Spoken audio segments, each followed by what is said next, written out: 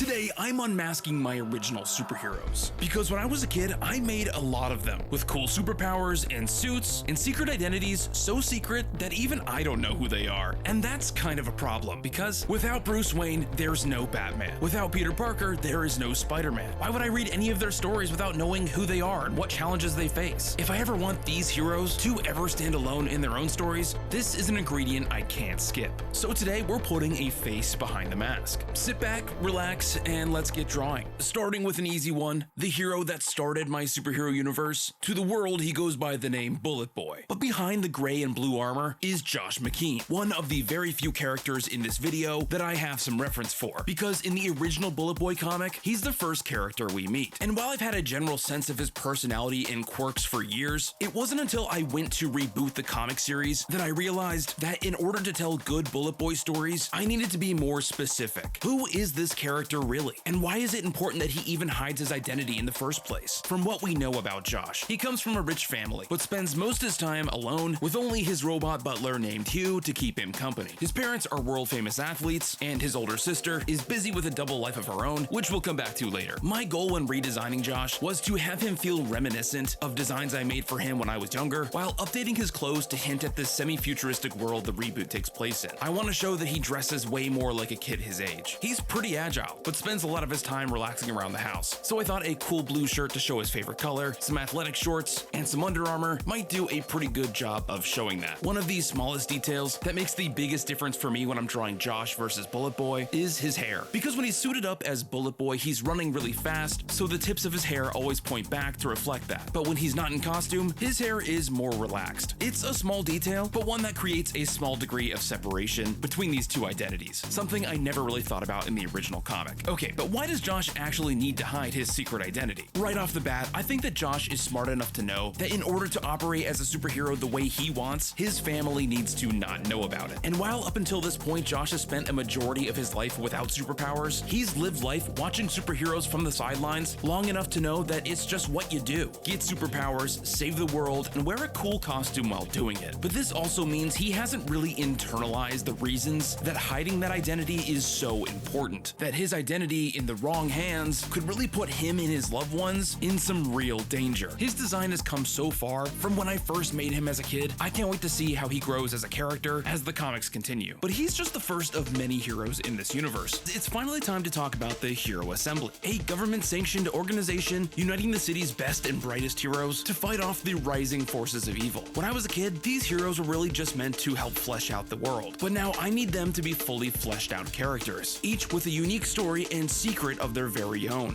If you want more videos like this, watching me build my superhero universe every step of the way, you'll want to subscribe so you don't miss the next one. They are led by a hero named Whipstar, who you could expect to maybe be this generic hero leader character, but her true identity, Brittany McKean, has a deep past of her very own that takes her from simply being just the sister of the main character to someone with a rich backstory I'm really eager to explore. Like Josh, she's been there almost since the beginning, but never had a design grounded in any key character traits. So I'll reference Josh's redesigned appearance, keeping in mind they'll need to contrast each other in a lineup. Anything else I'll need will have to come from her story. Brittany is the original byproduct of intense chemical experiments done on her parents, meaning she's had superpowers ever since she was born. Being the daughter of two world-famous athletes is a lot of pressure. Of course, she's always been encouraged to perform athletically, and while she could do this, and very well, things started to get complicated when her work as a vigilante started to rise. She has to do her best to blend in by maintaining the status quo, appearing as a normal girl her age, keeping a close group of friends, dressing on trend, all while leaving her enough room to sneak away. But aside from the obvious reasons of hiding her identity, like hiding from villains or adhering to the Assembly's code, what would happen if Whipstar's identity got out? For starters, she presents herself as the seasoned leader of the city's protectors. If people found out she was just a teenager, the mystique surrounding her origins and powers would vanish and very quickly become a serious problem for her. This would not only disrupt her life by making school or finding another job nearly impossible, but it would make her living proof of the experiments performed on her parents years ago, because the performance enhancers given to her parents that gave her her powers had been quietly buried as a scandal. But if anyone connected it to her, the McKeans' security and wealth would begin to unravel. Questions would resurface, her parents' careers would collapse, and Josh could be put in danger again. Because when they were kids, in the earliest days of her being a hero, she almost got him killed. From her perspective, keeping her identity secret, as much as it's about protecting protecting her from those who want to hurt her, it's about concealing the fact that she once had to use her powers to save his life, a secret she'd rather keep buried. There are very few that know her off-duty, and there's no one she can trust more than Damon DeFalco, Hero X. I mean, just look at this guy's costume, armored head to toe. And while some of his face and hair are visible, his enemies don't get a chance to look for very long, because at a moment's notice, he can combust into a creature manifestation of his physical rage. Every one of his deep-seated emotions has a monster that corresponds. True forms, combinations, all monsters I should definitely design in another video. This would probably be a good time to mention that for the next few heroes, I don't really have any frame of reference for what they should look like. And that's a good thing, especially for this character, because if you've seen my other redesign videos, Hero X from back in the day would probably just look like Robin. But now he's rebooted, with an all-new origin that tells us everything that we need to know about Damon DeFalco and how he's able to use his form-changing powers to fight bad guys. However, he hasn't always had the best luck in doing so. In fact, part of this struggle might even be what gives him his powers. In fact, for the first few years of having them, they were a curse, an ever-present reminder of the night that he gained his powers and lost the person closest to him,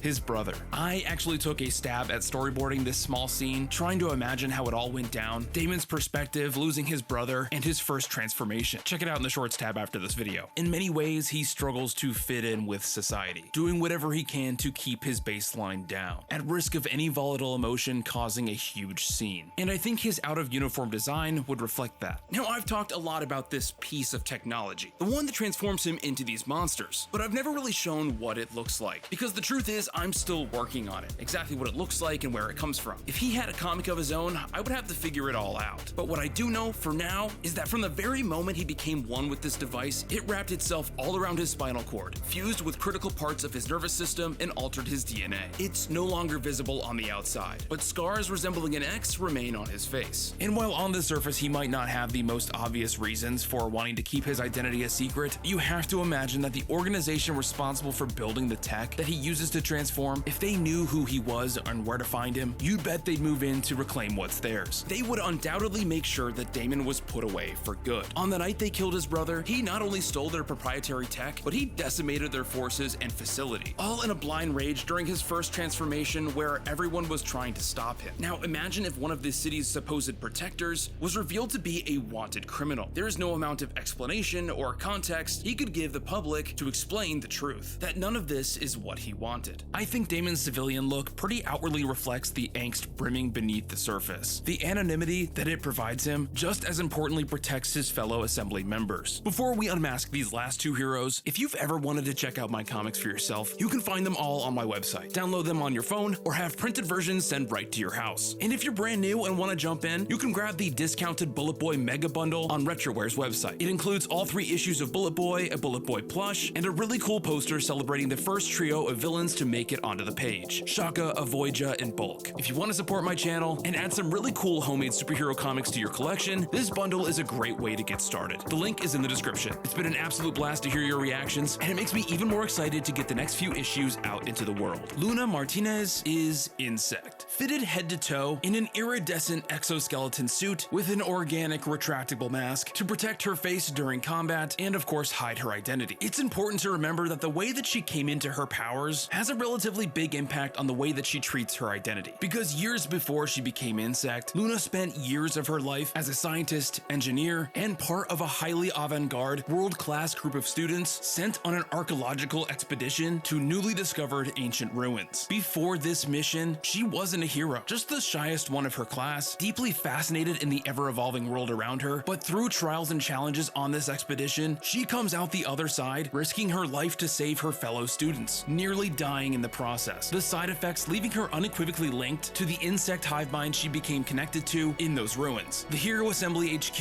is her nest, a place she can now use her abilities to support the Hero Assembly, develop new tech, and run endless tests in a way no one else can. But how important is it that she hides her identity? Like many on her team, her life has been irrevocably changed by the power she's gained, but that hasn't stopped her from continuing her endless pursuit of knowledge. And with the neural network of insects she's now connected to, she's now completely in her element, making a connection to her persona as Insect a unique one. She can do all her research from the comfort and resources granted by the Hero Assembly. She's all in on this life, so the risks with her identity being exposed are very low, in heavy contrast to this next hero. Kaylin Walker is the Crimson Cardinal. Up until kinda recently, the Cardinal's backstory was a black box, but in the months following getting an origin down on paper, I've had more and more ideas about who he is and the struggles that he faces outside the Assembly. Kaylin's crimson armor protects him during combat, hides his identity, and strikes fear into the heart of his enemies. His flowing hair obscuring his movement and reflecting his free spirit. And that's all by design. Outside his duties and obligations to the Hero Assembly, Kaylin's mission is to find his father, who he has reason to believe is involved in some pretty dark stuff. So his discretion and disguise removes Kaylin Walker and institutes a figure that can't be traced, ensuring that in the best case scenario, Kaylin finds his father before his father finds him. He's more of who you consider to be a street level hero, working his way through the seedy underground to take names and get answers. Sometimes that requires going undercover, getting your hands dirty, and between all the action and world saving, trying to live a semblance of a normal life. You know, between the Cardinal's Call, world-ending disasters, and mysteries related to your family. Typical superhero stuff. Unless you're a hero like Aqua Ray, who doesn't really have a mask or a reason to hide, because unlike his peers, his role as a hero is kind of unique, because anyone back home he'd actually be worried about is thousands and thousands of feet deep beneath the ocean surface. When he's not saving the city, he's spending pretty much all his time at the beach boardwalk, eating good food, soaking up the sun, and playing superpowered lifeguard as the local legend that he is. I'm not even sure this guy pays taxes. But just like any of the other heroes in this video, deep down he has real struggles of his own related to his place of belonging, relationships that he's severed, and of course villainous threats that these days seem to be just around every corner. And now that we have a really good idea of who each of these heroes are, every superpower and vulnerability, it's probably about time I start cooking up ideas for supervillains. Ones that may not have come from my childhood, but would go perfectly in the rebooted version of this universe, that one day they could possibly face in a comic of their very own. If you want more from Bullet Boy in my superhero universe, watch this video right here. I'll see ya in the next one.